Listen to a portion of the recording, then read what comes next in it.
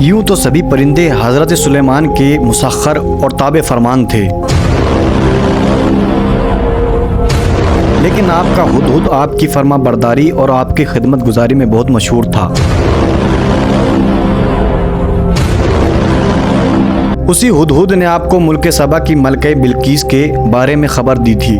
کہ وہ ایک بہت بڑے تخت پر بیٹھ کر سلطنت کرتی ہے اور بادشاہوں کے شایان شان جو بھی سر و سامان ہوتا ہے وہ سب کچھ اس کے پاس ہے، مگر وہ اس کی قوم ستاروں کی پجاری ہے۔ اس خبر کے بعد حضرت سلیمان علیہ السلام نے بلقیس کے نام جو خط رسال فرمایا اس کو یہی ہدہد لے کر گیا تھا۔ چنانچہ قرآن کریم کا ارشاد ہے، حضرت سلیمان علیہ السلام نے فرمایا، تم میرا یہ خط لے کر جاؤ اور ان کے پاس یہ خط ڈال کر پھر ان سے الگ ہو کر تم یہ دیکھو کہ وہ کیا جواب دیتے ہیں۔ پارہ نمبر 19 سورہ نمل میں آیت نمبر 28 میں ارشاد ہو رہا ہے، چنانچہ ہدہد خط لے کر گیا اور بلقیس کی گود میں اس خط کو گرا دیا۔ اس نے آپ کے گرد عمرا اور ارکان سلطنت کا مجمع اکٹھا کیا، پھر خط کو پڑھ کر لرزہ پر اندام ہو گئی اور اپنے اراکین سے یہ کہہ کر ترجمہ کروایا کہ اے سرداروں، بے شک میری طرف ایک عزت والا خط ڈالا گیا ہے،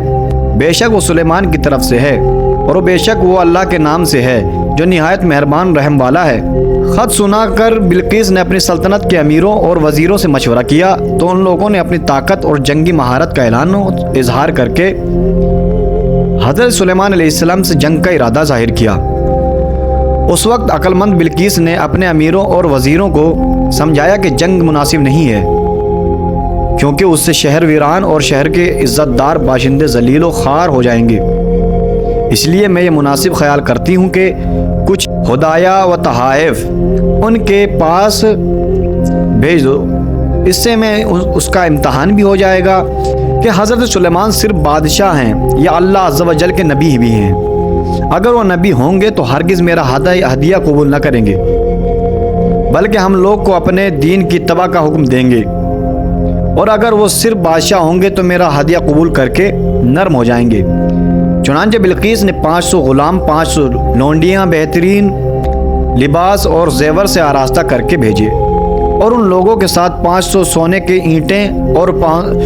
بہت سے جواہرات اور مشک و عنبر اور ایک جڑاؤ تاج میں ایک خط کے اپنے قاصد کے ساتھ بھیجا۔ ہدہد سب دیکھ کر روانہ ہو گیا اور حضرت سلیمان علیہ السلام کے دربار میں آ کر سب خبریں پہنچا دیں۔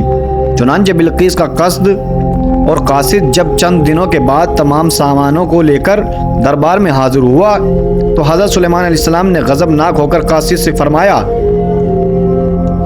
یہ ارشاد ہو رہا ہے پارہ نمبر 19 اور سورہ نمل آیت نمبر 36 اور 37 میں، ترجمہ قرآن یوں ہے کہ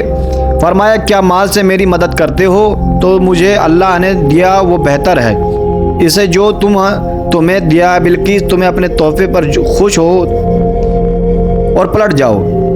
ان کی طرف تو ضرور ہم ان پر وہ لشکر لائیں گے جن کے انہیں طاقت نہ ہوگی،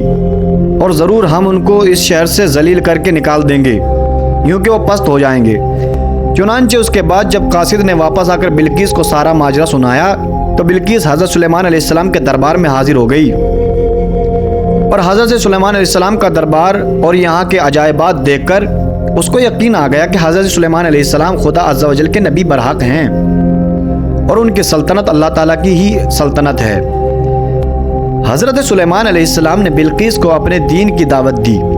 تو اس نے نہایت ہی اخلاص کے ساتھ اسلام قبول کر لیا۔ پھر حضرت سلیمان علیہ السلام نے بلقیس سے نکاح کر کے اس کو اپنے محل میں رکھ لیا۔ اس سلسلے میں ہدہد نے جو کارنامے انجام دیے ہیں وہ بلا شبہ عجائبات عالم میں سے ہیں، جو یقیناً حضرت سلیمان علیہ السلام کے معجزات میں سے ایک ہیں۔ اچھا، تو بات یہاں پر یہ کرتے ہیں کہ تخت بلقیس کیا تھا اور کس طرح آیا۔ ملکہ سبا بلقیس کا تخت شاہی 80 گز لمبا اور 40 گز چوڑا تھا۔ یہ سونے چاندی اور طرح طرح کے جواہرات اور موتیوں سے آراستہ تھا۔ جب حضرت سلیمان علیہ السلام نے بلقیس کے قاصد اور اس کے ہدایہ و تحائف کو ٹھکرا دیا اور اس کو یہ حکم نامہ بھیجا کہ وہ مسلمان ہو کر میرے دربار میں حاضر ہو جائے، تو آپ کے دل میں یہ خواہش پیدا ہوئی کہ بلقیس کے یہاں آنے سے پہلے ہی اس کا تخت میرے دربار میں آ جائے۔ چنانچہ آپ نے اپنے درباریوں سے فرمایا، یہ سب پارہ نمبر 19 اور سورہ نمبر النمل آیت نمبر 38 اور 39 میں ذکر ہے۔ ترجمہ یوں ہے، سلیمان نے فرمایا، اے درباریوں، تم میں سے وہ کون ہے کہ جو اس تخت کو میرے پاس لے آئے قبل اس کے کہ وہ میرے حضور مطیع ہو کر حاضر ہو؟ ایک بڑا جن بولا کہ میں وہ تخت حضور میں حاضر کر دوں گا قبل اس کے کہ حضور اجلاس برخاست کریں، اور میں بے شک اس پر قوت الامانت دار ہوں۔ جن کا یہ بیان سن کر حضرت سلیمان علیہ السلام نے فرمایا کہ میں یہ چاہتا ہوں کہ اس سے بھی جلد وہ تخت پر میرے دربار میں آ جائے۔ یہ سن کر آپ کے وزیر حضرت آصف بن برقیہ، جو اسم اعظم جانتے تھے اور ایک باکرامت ولی تھے، انہوں نے حضرت سلیمان علیہ السلام سے عرض کیا، جیسا کہ قرآن مجید میں ہے، پارہ نمبر 19 سورہ النمل آیت نمبر 40۔ ترجمہ یوں ہے کہ اس نے عرض کی کہ جس کے پاس کتاب کا علم تھا کہ میں اسے حضور میں حاضر کر دوں گا، ایک پلک مارنے سے پہلے، یعنی آنکھ جھپکنے سے پہلے میں اس کو حاصل کر دوں گا۔ چنانچہ حضرت آصف بن برقیہ نے روحانی قوت سے بلقیس کے تخت کو ملک سبا سے بیت المقدس تک